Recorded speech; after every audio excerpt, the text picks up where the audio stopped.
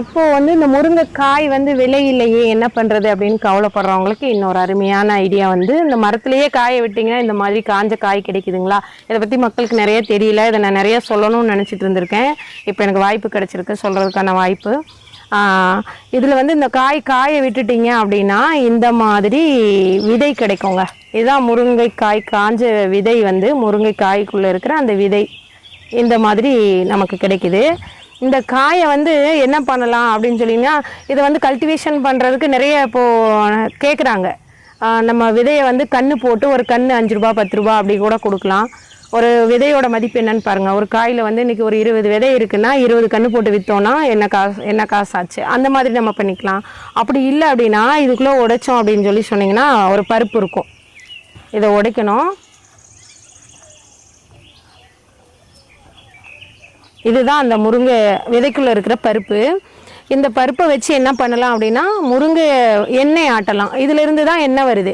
எல்லோரும் கேட்குறாங்க, எப்படிங்க முருங்கை இலையை போட்டு எண்ணெய் காய்ச்சுவீங்களா அப்படின்ட்டு. இல்லைங்க, இந்த மாதிரி ஒயிட் கலரில் கர்னல் எடுத்து தான் நாங்கள் மரச்செக்கில் கொடுத்து எண்ணெய் ஆட்டுறோம். இந்த எண்ணெயை என்னங்க பண்ணலாம் அப்படின்னு சொல்லிட்டு எல்லாருக்கும் ஒரு கேள்வி. எடுத்துடலாம், பண்ணிடலாம். மார்க்கெட் பண்ண முடியாது அப்படின்னாலும் நம்மளே கூட சாப்பிட்லாங்க. அவ்வளோ நன்மை இருக்குது இந்த முருங்கை எண்ணெயில். 4 விதமான நன்மைகள் இருக்குது. இப்போ வந்து இதை வந்து நம்ம மெடிசினல் ஆயிலாகவும் எடுத்துக்கலாம், எடிபிள் ஆயிலாகவும் எடுத்துக்கலாம்.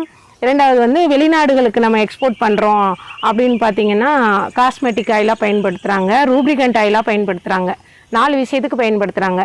இது எதுக்குங்க ரூப்ரிகண்ட் ஆயில்னா என்னங்க அப்படின்னு கேட்டிங்கன்னா, நிற்காமல் ஓடிட்டுருக்க மிஷின் இருக்கு இல்லைங்களா. இப்போ வாட்ச்லாம் இருக்கு இல்லைங்களா, அந்த வாட்சுக்கு வந்து இந்த எண்ணெயை விடுறாங்க. இந்த எண்ணெயோட இன்னொரு பேர் வந்து பென் ஆயில்னு சொல்லுவாங்க. ஆஸ்திரேலியாவில் பார்த்திங்கன்னா 1 லிட்டர் 40,000 ரூபாய்க்கு போயிட்டுருக்கு. அந்த ஃப்ளைட்டு ராக்கெட்லாம் இருக்கு இல்லைங்களா, அதுக்கு வந்து இன்ஜின் ஆயிலாக பயன்படுத்துகிறாங்க. என்ன தான் ஹீட் பண்ணிங்கனாலும் அந்த கோல்டு ஃப்ரெஷ் கலர், அந்த மஞ்சள் கலர் இருக்கு இல்லைங்களா, அது மாறவே மாறாது. நம்ம ஆயிலெலாம் பார்த்திங்கன்னா கொஞ்ச நாள் கழிச்சா கருப்பு கலரு பிஸ்கடிச்சிரும், இன்ஜினை வந்து பிடிக்க ஆரம்பிச்சிடும், அந்த ஸ்மூத்தாக ஓடாது, அந்த ஸ்மூத்னஸ் கிடைக்காது. இது வந்து அப்படி கிடையாது. அதனால வந்து காஸ்ட்லியான ஐட்டங்களுக்கெலாம் இந்த எண்ணெயை வந்து பயன்படுத்துகிறாங்க. இது வந்து நமக்கு தெரியறதில்ல. நம்ம தமிழர்களுக்கு நம்ம விளைவிக்கக்கூடிய பொருளுக்கு விலை வைக்க தெரியல.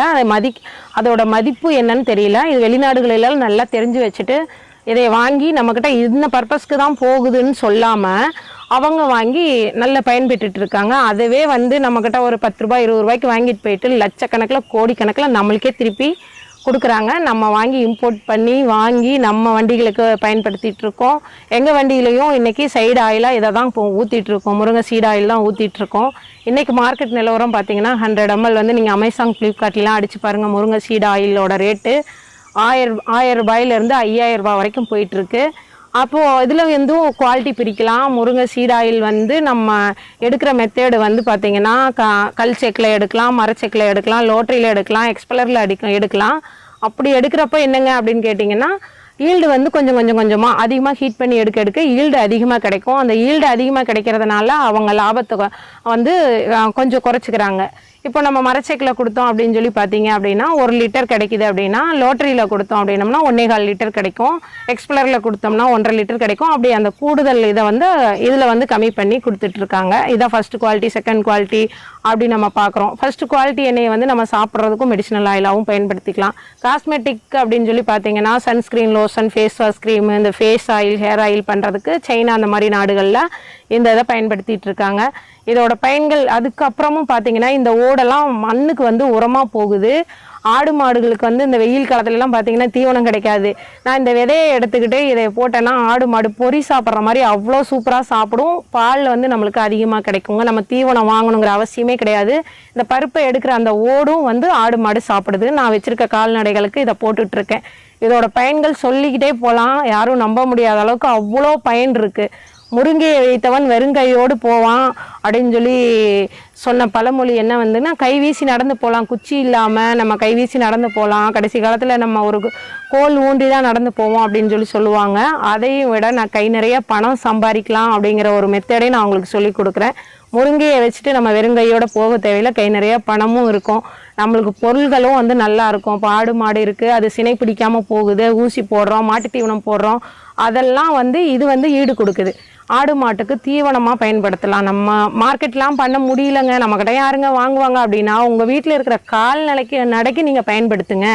உங்கள் நண்பர்களுக்கு வந்து இந்த விதையை எடுத்து கண்ணாக போட்டு அந்த கண்ணு வந்து 5 ரூபா 10 ரூபா அந்த மாதிரி நீங்கள் கொடுங்க. ஏன் ஃப்ரீயாக கூட கொடுங்க. கல்யாணம், இப்போ கோவில் விசேஷங்கள் அந்த மாதிரி இருக்கிற இடங்கள்ல நீங்கள் என்னென்னமோ வாங்கி கொடுக்குறீங்க. வெளிநாட்டு சாக்லேட்டை வாங்கி கொடுக்குறீங்க, பிஸ்கட் பாக்கெட் வாங்கி கொடுக்குறீங்க, தண்ணி பாட்டில் வாங்கி கொடுக்குறீங்க, ஜூஸ் வாங்கி கொடுக்குறீங்க. அதுக்கு பதிலாக டவுன்ல இருந்து வரவங்களுக்கு ஒரு கண்ணை எடுத்துகிட்டு போய் உங்கள் வீட்டில் வச்சுக்கோங்க, முருங்கைக்கீரை சாப்பிடுங்க, முருங்கைக்காய் சாப்பிடுங்க அப்படின்னு கொடுக்கலாம். அதுவும் ஒரு நல்ல உதவி தாங்க. அதே சாப்பிட்டு நம்மாழ்வார் ஐயா சொல்லியிருப்பார் இல்லைங்களா, ஒரு வீட்டுக்கு ஒரு மாடு இருக்கணும், ஒரு முருங்கை மரம் இருக்கணும் அப்படின்னு சொல்லிட்டு அவரோட லிஸ்ட்டில் முருங்கை மரமும் இருக்குது. அப்போ அந்த முருங்கை மரத்தோட பயன்கள் இவ்வளோ இருக்குது. அதை பற்றி கவலைப்படாமல், நீங்கள் எதையும் பற்றி கவலைப்படாமல் முருங்கை மரம் இப்போயே போய் வளர்த்துங்க உங்கள் வீட்டில். இந்த வீடியோ பிடிச்சதா லைக் பண்ணுங்க, ஷேர் பண்ணுங்க, கமெண்ட் பண்ணுங்க. மறக்காம கிரியேட்டிவிட்டி சேனலை சப்ஸ்கிரைப் பண்ணி பக்கத்துல இருக்க பெல் ஐகானை கிளிக் பண்ணா பாருங்க, அப்போட நோட்டிஃபிகேஷன் ஆகும்.